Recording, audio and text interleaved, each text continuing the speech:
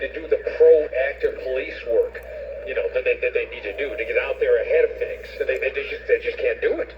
Yeah, and you remember back in the day, you could drive around and you'd see, police officers cruising through the neighborhoods and just on routine patrols, and you just don't see that much anymore, because you're right. You always, when you see them, they're lit up because they got somebody pulled over for a urgent call or something. So we just don't have enough of that routine policing, and that goes a long way towards keeping our neighborhoods and communities safe. And it sends a message to the criminal element too. So I mean, that's missing right now, and I think that's contributing to our higher crime rate. Yeah, and the other thing that you mentioned also, that I was reading what you sent me. We talk pretty often with author and retired undercover DEA agent Mike Behill. We just had him on like about a week ago, just talking about the cartels and all that stuff. But I always ask him, Mike, okay, what about New Mexico crime? I mean, what can we do? What's one of the biggest things you see? And he always says the biggest problem he sees, and you seem to have addressed this, is communication and coordination between all the different law enforcement entities in the state. He says they're just not talking to each other enough and sharing information.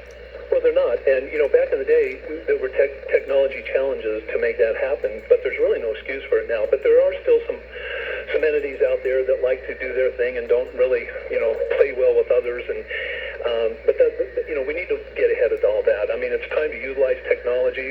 It's fascinating what other states have done. We have New Mexico Tech down there with some folks that are helping us develop this system where, boy, you can get ahead of this with technology and identify, where the trouble spots are, individuals that have trouble, that are repeat offenders, keeping track of them.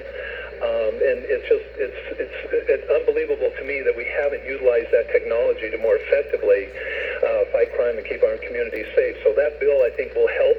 We're beginning to try to find the money to fund some of that. It's not cheap. It takes some money, but it takes a commitment.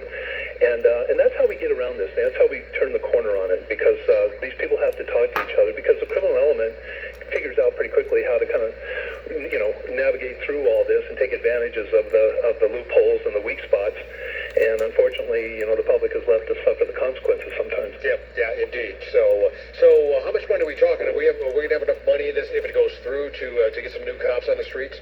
Well, I know that the local officials are working to get up close to 1,000. I think we're at 1,000 now, but I've been told before we need about 1,200 really. But the question is not so much the absolute number, but how many are actually out on the street doing traditional police work. We have a lot of folks behind desks right now.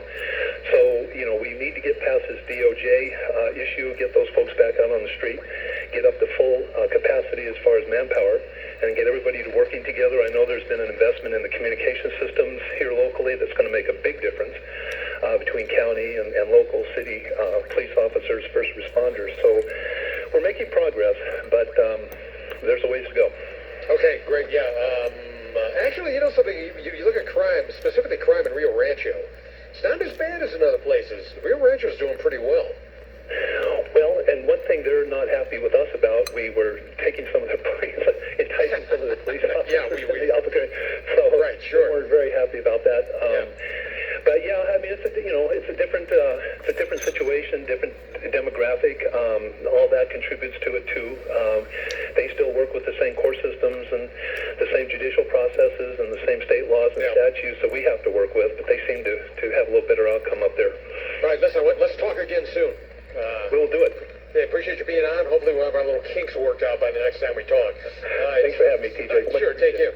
My pleasure. GOP State Senator Sander Rue from the Westside 96.3 News Radio, KKOB. Hold on.